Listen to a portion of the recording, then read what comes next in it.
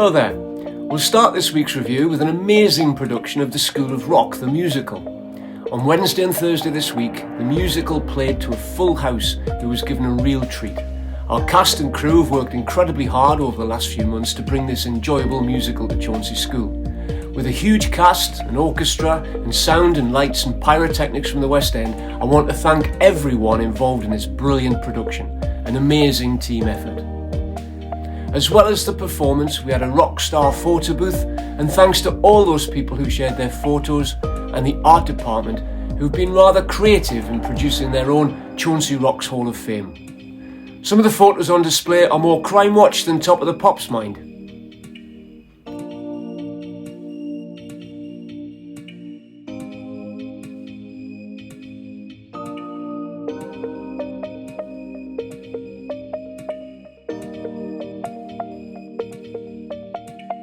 If you didn't get a chance to see the School of Rock this week, you can view the entire show online by visiting our YouTube channel here.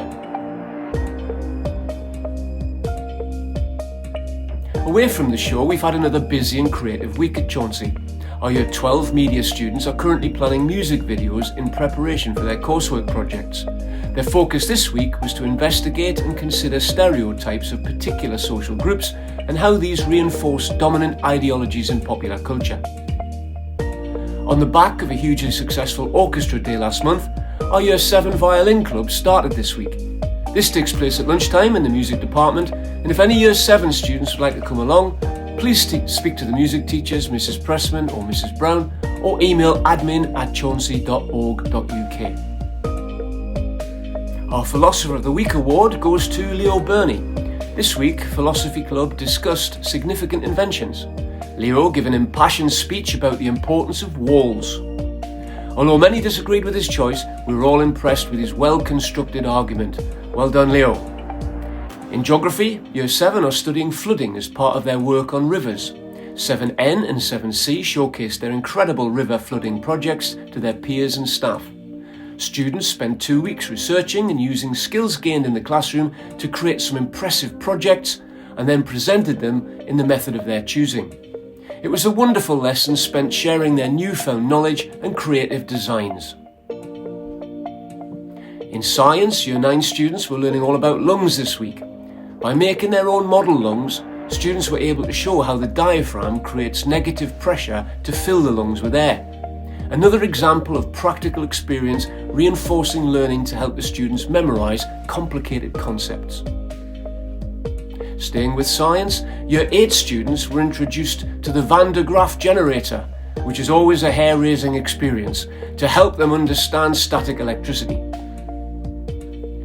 This week's attendance is once again 93%, with a 7% absence. Our school target this year is 95%. Remember, only stay away from school if you have to, return to school as soon as you're well enough, and report any absence by 8:30 a.m. on each day of the absence using the Edgelink app. Almost 15,000 Chauncy Awards were issued this week. We gave out over 11,000 Bronze Awards, just under 3,000 Silver Awards and 192 Gold Awards, including these Year 7 students in Miss Sinfield's art class who've done exceptionally well on a sketching project, these 14 students in Miss Bailey's history class, and the 11 students in Miss Mason's GCSE Sports Studies class who've performed brilliantly in recent assessments. Don't forget, if you haven't picked up a Gold Award, come and see me on Monday. We run an online accelerated literacy programme called Read Theory from Year 7 onwards, and whilst I've been giving out hundreds of Gold Awards to students for reaching the first checkpoint of 500 points, I've not given out an award to a student reaching the second milestone of 10,000 points. Until this week, guys.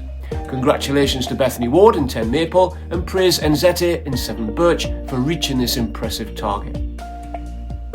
Continuing the theme of celebrating success, Year 7 Learning Coordinator Sam Rana took half the year group out last lesson on Friday to reward them for being quiet achievers. These are students who've not had a single negative report for 10 school weeks. They were rewarded with cakes, juice and a sing-along showing of Disney's Moana 2. I'm not sure the word quiet was appropriate when I popped in, but they seem to be having a marvellous time. Time for our sports report now, and it's been a week dominated by football results. On Monday, our Year 9 boys team beat Richard Hale School 6-1 with an outstanding performance in the District Cup. 3 goals from Jackson Casey, 2 goals from Archie Honor and a goal from Jude Stewart secured the victory.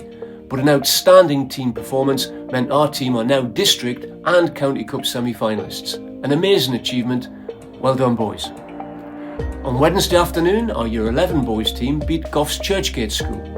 A very professional display with 2 goals each from Harvey Lamprell and a Kenny Onwode, and a goal from Reggie Bolton ensured a place in the District Cup semi-final, with the team having already qualified for the County Plate semi-final too. Good luck in the next round of both competitions, boys. On Thursday, our Year 10 boys team visited Haileybury-Turnford in the District Cup quarter-finals.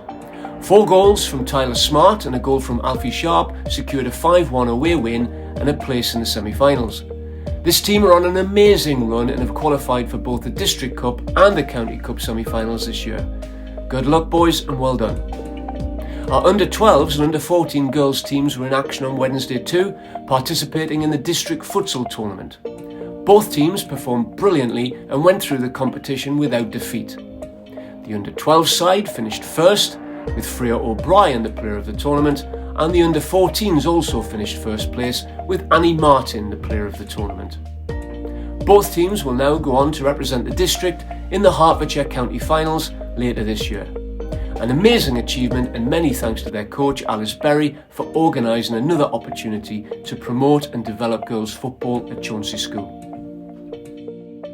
Finally, on Friday, our senior team visited Sandringham School for a crucial match in the quarter-finals of the County Cup. An accidental collision in a match earlier this week meant the team were without Vinnie Titchener, who's recovering in hospital at the moment. We all wish Vinnie a speedy recovery and hope to see him back out on the pitch soon.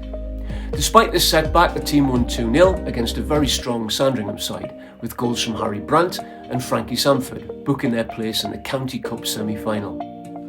An outstanding season for football so far, with 8 semi-final cup matches to look forward to in the next few weeks. I've already issued a hands-off warning to Premier League clubs who've been trying to contact coach Tommy Kendall this week. An amazing achievement though, and hopefully we'll get to enjoy several cup finals at the end of the season. Away from football, our Year 7 and 8 indoor athletics teams participated in the LVSSA indoor athletics competition held at Walson Park this week. All teams were outstanding across both competitions and won many races. Huge congratulations to everyone involved, and thanks to Coach Daisy Perry for organising these indoor opportunities during the winter months. Staying with athletics, 3 Chauncy students were involved in the Hertfordshire Schools cross-country competition in St Albans on Saturday. Harry Murphy from 9 Ash came 15th, Ben Murphy from 12 Pine finished 4th, and Joshua Maiden from 7 Maple, and incidentally lead singer in the School of Rock's No Vacancy, came 1st place.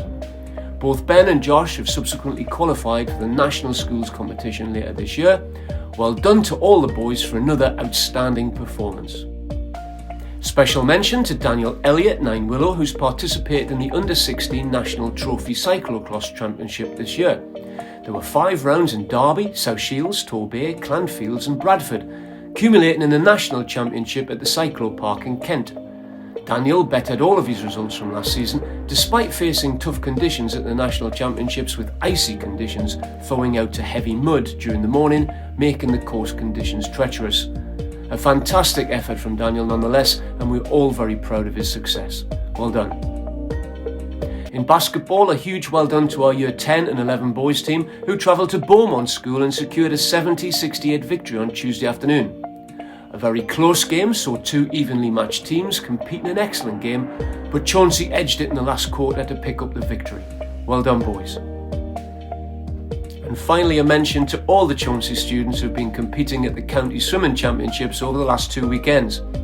Many of our swimmers reached the finals and achieved regional qualification times. Well done to everyone who competed. No Friday Sessions artists this week as such, as they're all exhausted after playing for 5 hours across 2 nights at the School of Rock. I'll leave you with Stick It to the Man from the show, performed here by the cast and musicians from this Thursday's performance. Have a great week. Take care.